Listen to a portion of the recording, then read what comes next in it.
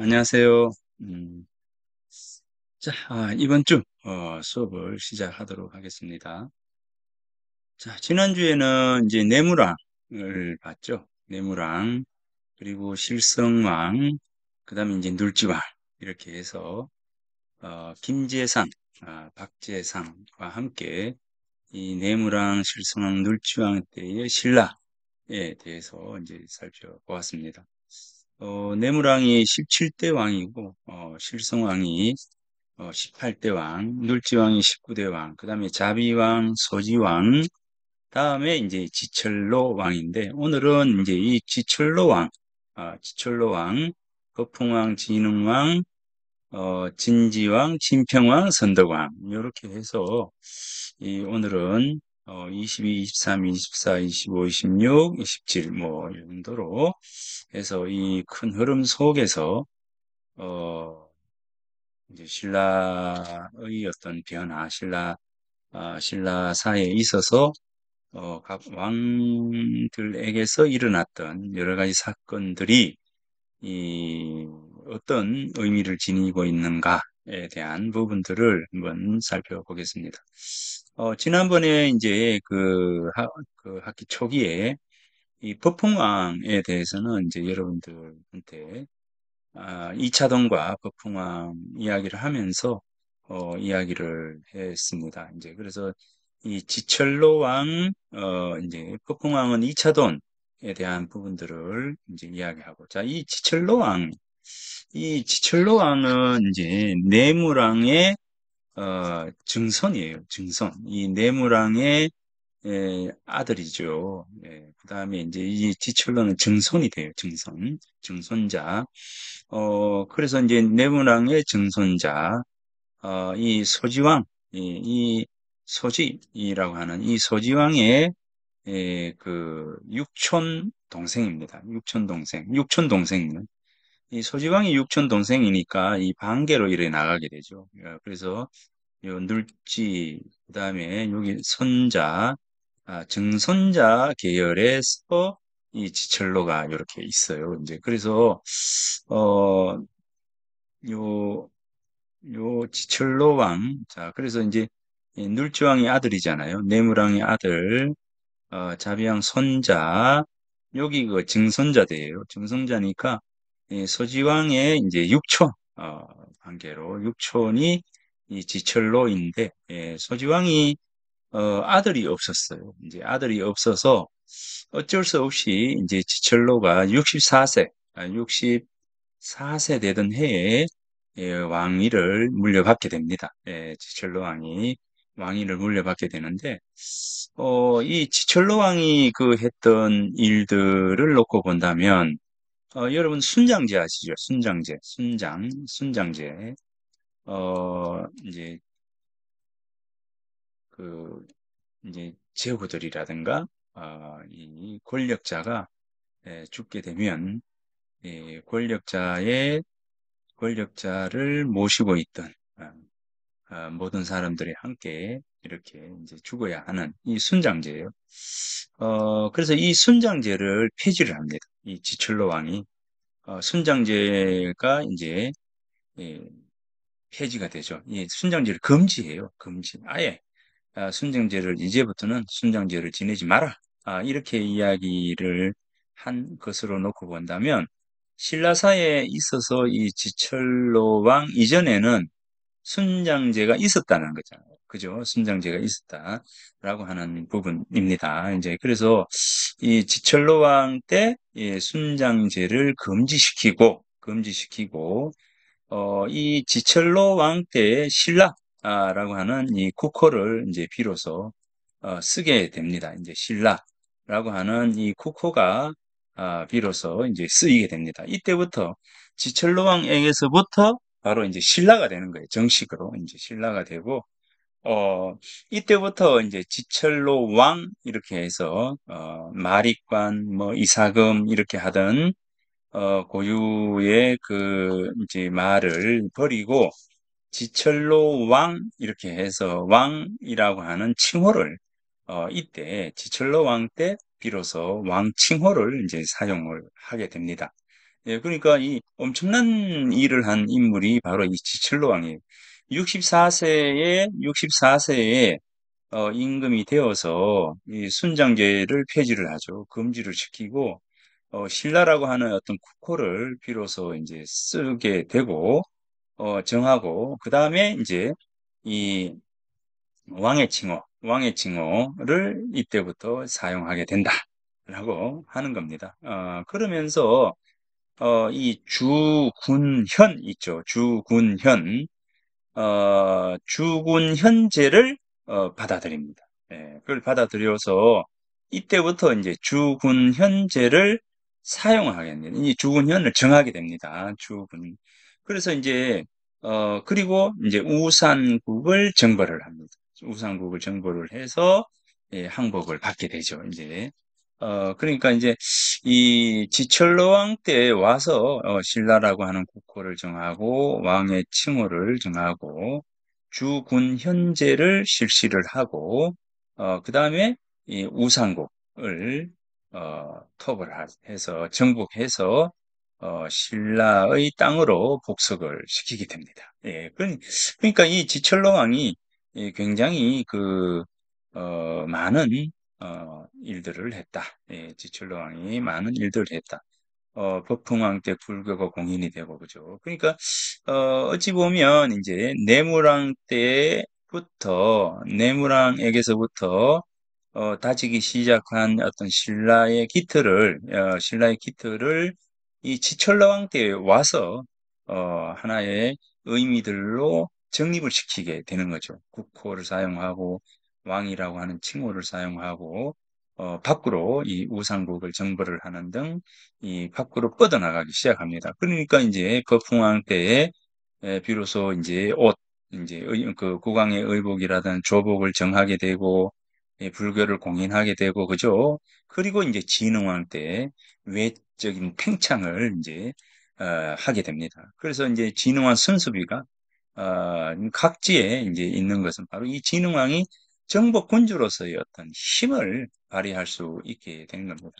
이처럼 이 진흥왕이 등장할 수 있게 된 것은, 결국 이제 내무랑 때부터, 힘들고 어렵지만, 그죠? 힘들고 어렵지만, 고구려와 결탁을 해서, 고구려의 의지를 해서, 신라를 지탱하게 한 그 힘이, 예, 결국 이 지철로, 법흥, 진흥이라고 하는 이 시대로 오게 됩니다. 그러다가 이 진지왕 때 와서, 주춤하게 되죠. 예, 주춤하게 됩니다. 주춤하게 되었다가, 진평, 선덕, 진덕, 무열, 문무 이렇게 해서 결국은 이때 삼국 통일을 이루게 되는 겁니다. 예, 그러니까 이 내무랑 때부터 시작해서 이 문왕에 이르기까지 이 시기가 신라에 있어서는 가장 중요한 시기가 아니겠는가라고 하는 이제 그런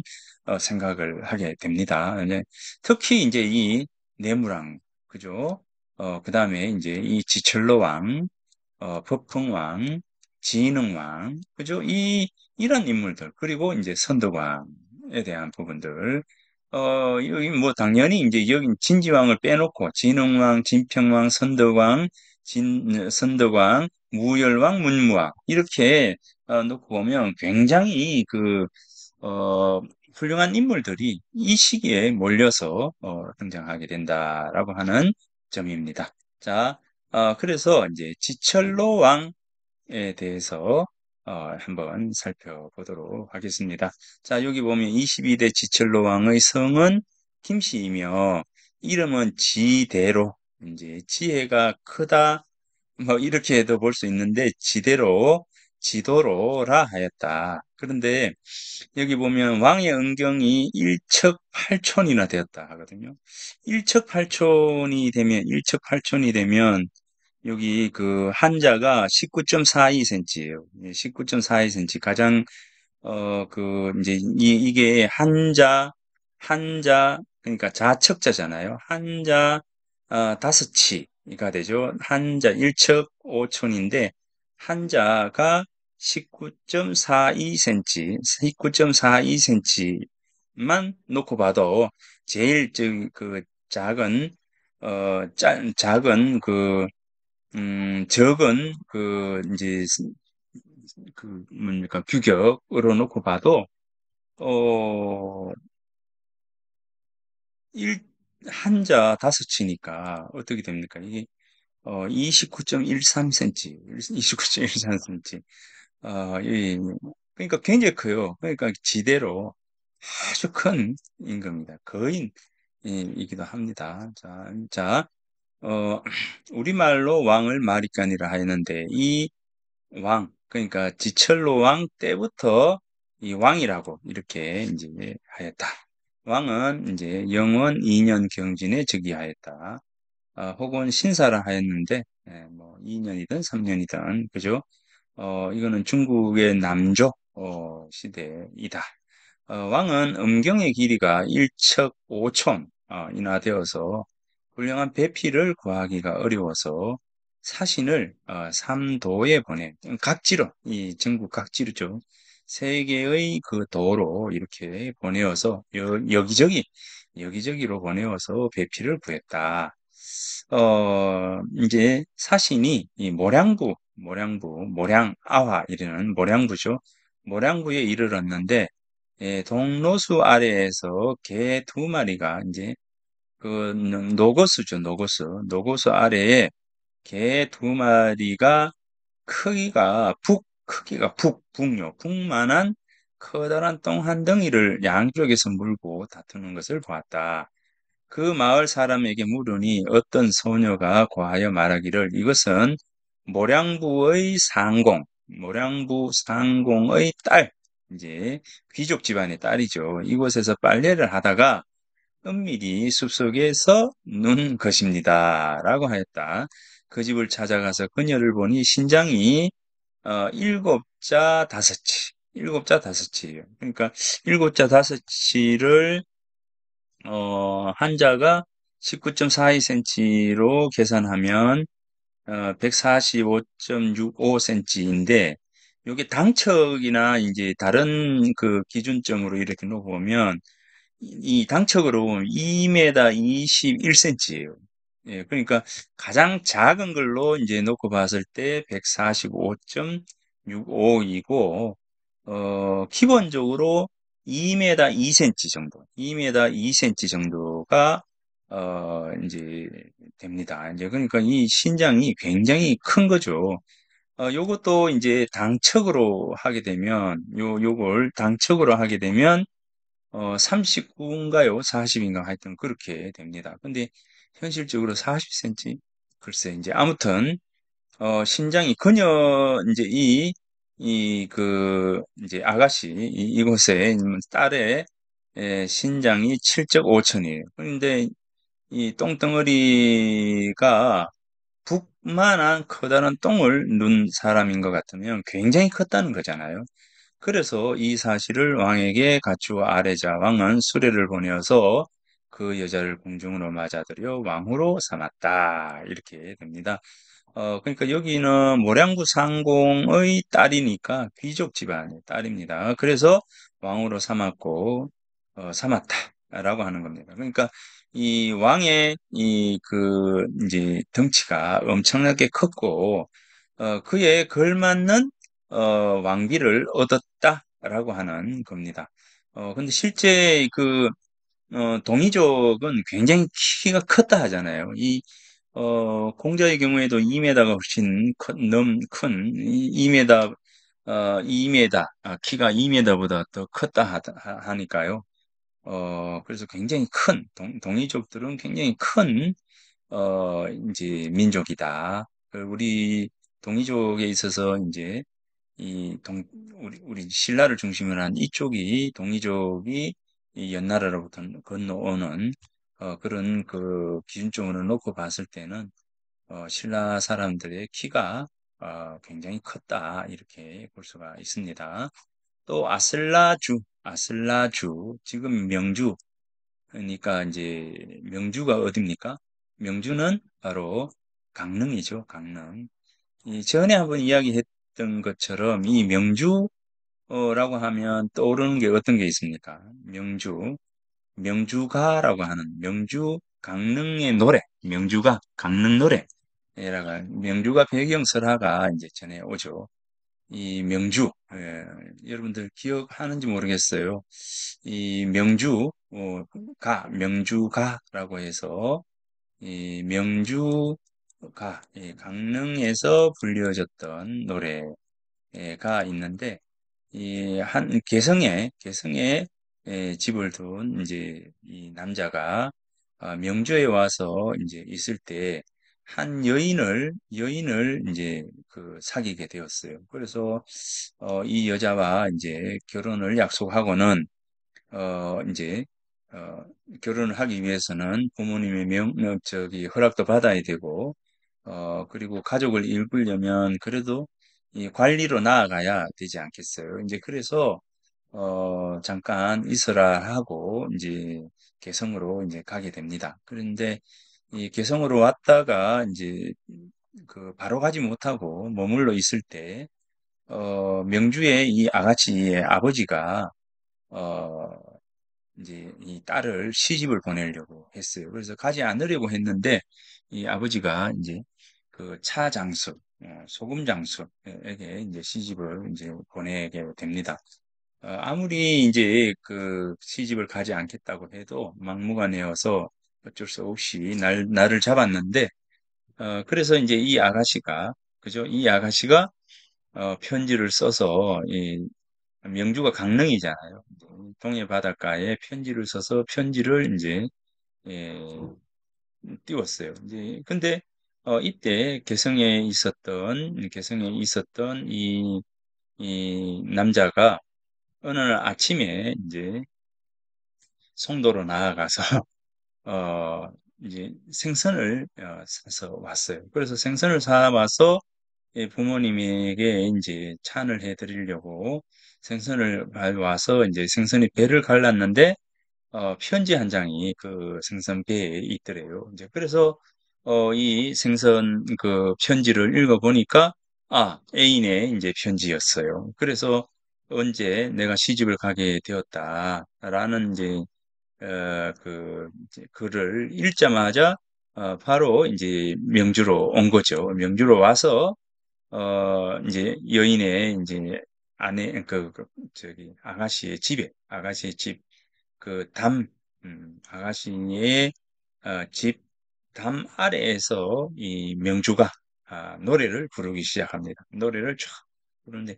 그 노래 소리가 얼마나 이제 그 애처롭고 또 얼마나 또 사랑스러웠으면 문을 열고 그 집 아버지가 나와서 문을 열고 나와서 이 남자를 데리고 들어가서 둘이 결혼을 시켰다라고 하는 이게 이제 명주가 배경설화가 전해오는 곳이 바로 이 명주예요. 강릉입니다.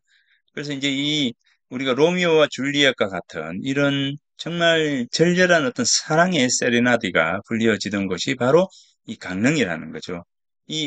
그래서 여기 명주가 나왔길래 이제 노래가, 이 이야기가 생각이 나서 해줍니다. 자, 아슬라주 명주의 동쪽 바다 가운데에 순풍으로 이틀 걸리는 거리에 울릉도, 자, 울릉도, 이제 우릉.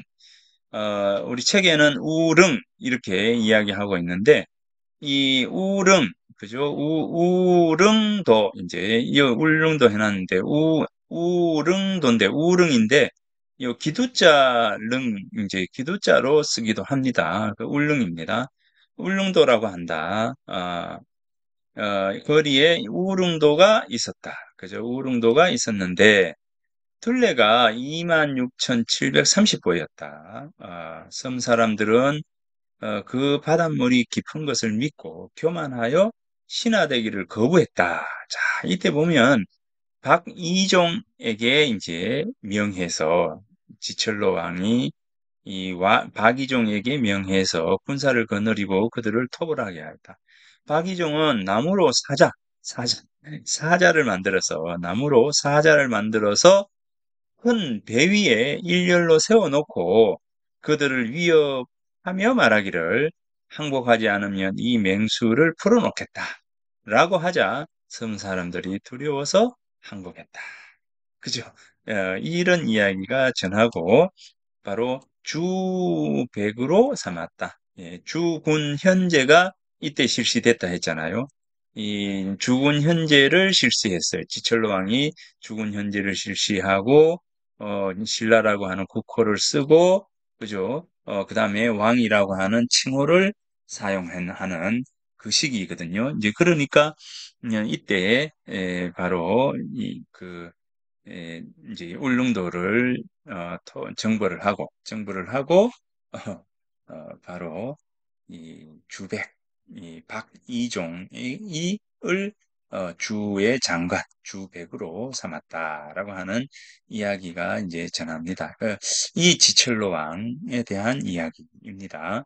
자, 요 지철로 왕 때이 신라사에 있어서 얼마나 중요한 인물이었는지를 여러분들에게 이야기를 해주고 또 이제 이 지철로 왕이 이제 얼마나 큰 사람이었는지, 덩치가 큰 사람이었는지를 알 수가 있는 부분이었습니다.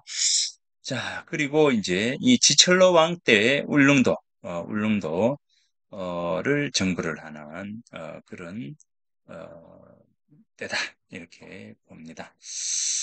그 다음에 이제 진흥왕입니다. 진흥왕 24대 진흥왕은 이 왕위에 이제 올랐는데 이 포풍왕을 지났어요. 즉 포풍왕 지난번에 했기 때문에 진흥왕으로 하겠습니다. 이제 진흥왕이 이제 15살 그죠? 15살에 왕으로 이제 오르게 됩니다. 이제 어 진흥왕이 왕이 되었을 때 진흥왕의 어머니는 이제 포풍왕의 딸이었어요. 포풍왕의 딸로서 아들이 이 15살에 어, 왕위에 오르게 되자, 이제 섭정을 이제 하게 됩니다. 그리고, 이제 요때, 진흥왕 요때, 이제, 백제병사가 진성을 침범하여 남녀 3만 9천 명과 말 8천 피를 빼앗아갔다. 이보다 먼저 백제가 신라와 군사를 합하여 고구려를 치자고 하니 진흥왕이 말하기를 나라가 흥하고 망하면 하늘에 달려 있는데 만약 하늘이 고구려를 미워하지 않는다면 내 어찌 바라겠는가. 그죠? 백제와 같이 연합할 수가 없다. 이렇게 이야기를 합니다. 이 말을 고구려에 전하니 고구려는 이 말에 감동이 되어서 신라와 계속적으로 이제 평화롭게 지냈다. 자, 진지왕이에요. 진지왕. 진지왕은 이제 진지왕은 뭡니까? 굉장히 이제 음탕한 그런 인물이었죠. 이제 음탕한 그런 인물이었다.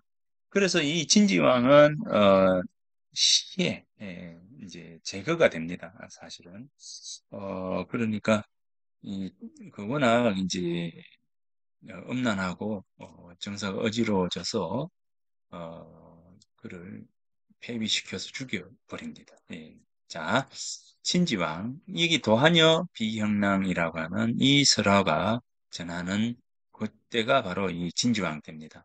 이 도하녀 비형랑은 이제 여러분들이 많이 이제 읽었기 때문에 자, 요 한번쯤 다시 한번 읽어보기 바랍니다. 이 도화녀예요, 도화. 이 도화라고 하는 복숭아 도자는 이제 세식이라든가 이런 데 보면 복숭아를 귀신을 이제 제압하는 그런 꽃으로 이야기를 하고 있고요. 나쁜 기운을 없애주는 그런 과일, 꽃으로 이 복숭아 꽃을 이야기를 합니다. 이제 그러니까 이 복숭아에는 이제 오행의 정기가 있다라고 생각을 하고 이 오행의 정기가 바로 나쁜 기운을 없애주고, 그죠? 나쁜 기운을 없애주고 귀신을 제압하는 이제 그런 기운이 있다라고 이렇게 이야기를 합니다. 이제 그러니까 이 여기에 이제 도화녀라고 하는 복숭아 꽃과 같은 여인, 복숭아 꽃 여인이라고 하는 도화녀의 이제 이름은 결국 이제 귀신을 이제 귀신을 부리는, 제압하는 그런, 강력한 이제 여인으로서, 즉, 여인이면 제사장 이런 게 되잖아요.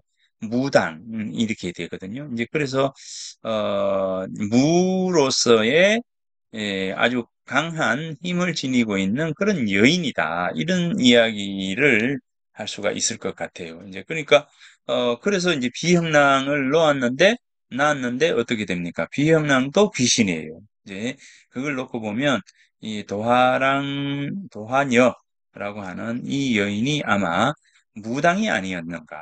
그래서 이 어머니로 이제 세습이 되잖아요. 이제 어머니가 이제 조선시대에 와도 아버지가 양관이어도 어머니가 이제 기생이면 기생으로 전락이 되잖아요. 그러니까 우리나라는 이 목의 부분들을 굉장히 중요시 여기거든요. 그러니까 어머니가 세습, 이제 어머니가 무당이면 그의 아들도 무당이 되는 거예요. 그러면 이제 여기서 비형랑도 바로 이 세습무로서의 그 이제 모습을 보이고 있다. 그러니 이제 귀신들과 막 논일고 도깨비 논일고 뭐 이렇게 해서 비교 뚝딱 해가지고 이제 다리 하룻밤 사이에 다리도 뚝딱 놓고 이런 어떤 신이한 일들을 이제 행하게 되는 겁니다. 그래서 요 부분, 황천은 이 남천이에요. 남천, 월성의 부분입니다. 귀교는 오릉의 서남쪽이니까 오릉 부분입니다. 그래서 비형랑이 논이던 곳이 바로 그 오능 주변, 이제 월성에서부터 해서 오능 주변으로 이렇게 남천을 따라서 오능까지 그 사이에 지금 이제 어, 비형랑이 놀았다, 다녔다, 이렇게 볼 수 있을 것 같습니다. 자, 요 이야기는 꼭 읽어보기 바랍니다. 자, 진평왕대 오면 천사옥대라고 해서 하늘이 옥대를 줍니다. 하늘이 이 옥대를 하사를 해요. 하늘이 옥대를 하사한다는 겁니다. 자, 여기 천사옥대, 하늘이 삼국유사 기편의 천사, 하늘이 옥대를 하사하다. 청태 4년 정유 937년에 정승 김부가 937년 같으면 이제 신라가 망하는 때죠. 망하는 때. 이 김부는 경순왕이에요. 경순왕이 경순왕입니다. 경순왕. 그러니까 937년 5월에 경순왕이 금을 새기고 옥을 두른 허리띠 한 벌을 누구한테 바쳤냐? 누구한테 바쳤냐? 바로 이제 왕건에게 바치죠. 왕건에게 바쳤다는 이야기입니다. 요거는 937년에 이 경순왕이 왕건에게 이 허리띠를 바치게 됩니다. 길이는 10뼘이고, 과는 62개다. 이것이 진평왕의 천사대다. 그래, 진평왕대에 하늘에게 하사받았던 그런 옥대이다. 그래서 이 옥대를 이 왕건이 받아서 이제 창고, 내고에 보관됐다라고 하는 그 이야기가 삼국유사에 전해옵니다. 자, 24대 백정왕의 칭호는 이제 이 진평왕의 이름이죠. 백정입니다.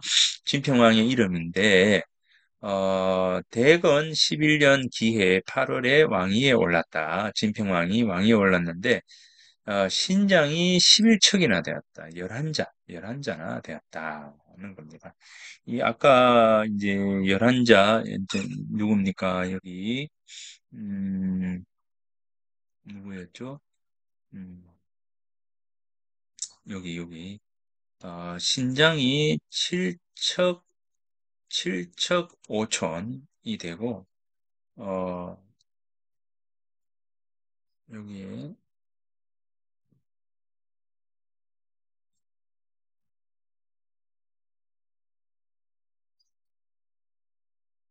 진평왕은 11척 11자나 되었다. 2m 2cm 정도 됩니다. 내제석궁이 천주사인데, 여기가 어디냐면 안압지 있잖아요. 안압지의 남쪽 부분이 바로 내제석궁이다. 그래서 이제 신라왕이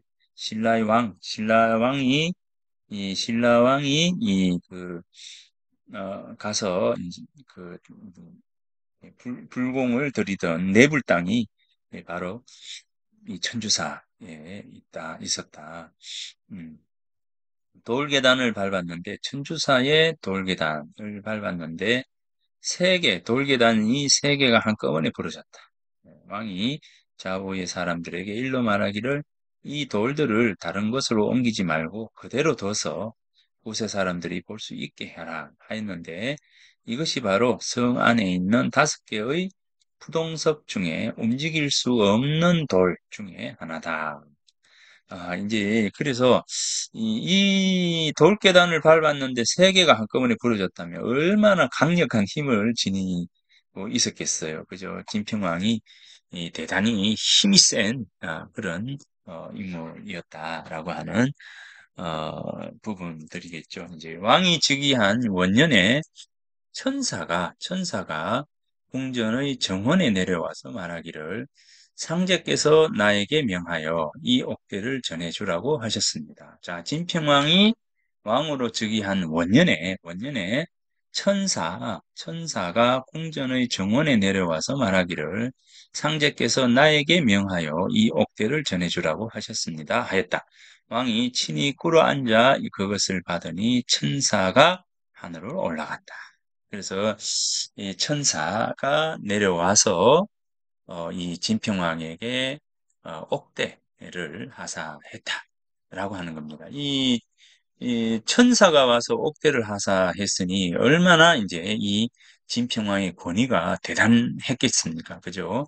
무릇 교묘와 대사에는 항상 이것을 그러니까 제사를 지낼 때 교묘해서 대사를 지낼 때는 항상 이것을 제사를 지낼 때 제사를 지낼 때입니다. 제사를 지낼 때 항상 이것을 허리에 찼다. 후에 고구려 왕이 신라 정부를 도모하면서 말하기를 신라에는 3가지 보물이 있어서 범할 수 없다 하는데 무엇을 말하는 것인가 하자 황룡사의 장육존상이 첫 번째고 그 절의 구층탑이 둘째고 세 번째가 뭐냐면 천사옥대가 그 셋째입니다. 라고 하였다.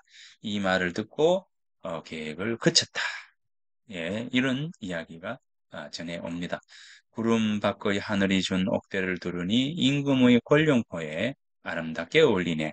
우리 임금의 옥체 이제부터 더욱 위중해지니 다음에는 쇠로서 섬도를 만들어야 마땅하네. 라고 해서 이 천사 옥대에 대한 찬을 이렇게 이야기를 했습니다. 자, 여기까지 해서 이제 진평왕이 천사 옥대를 준 것하고, 자, 여기서 기억해야 될 부분이 뭐냐면, 신라에는 3가지 보물이 있다. 그죠? 신라에는 3가지 보물이 있는데, 자, 황룡사의 장육존상, 그 다음에 이제 황룡사 구층탑, 그 다음에 진평왕의 천사옥대라고 하는 이 3가지라는 겁니다. 요 3가지는 참고 삼아서 이제 신라를 기억할 때 꼭 요 부분은 이제 기억을 해 두기 바랍니다. 자, 그래서 여기 황룡사의 장유종상, 그 다음에 이제 구층탑, 천사옥대, 요게 신라에 있어서 3가지 보물, 3가지 보물이다. 신라의 3가지 보물이 요거다는 겁니다. 그래서 요 부분들이 이 진평왕대에 요 부분이 이제 있다라고 하는 것을 이제 참고 삼아 기억을 해두면 좋겠습니다. 그리고 이제 선덕여왕인데, 선덕여왕은 다음 시간에 이제 하도록 하겠습니다.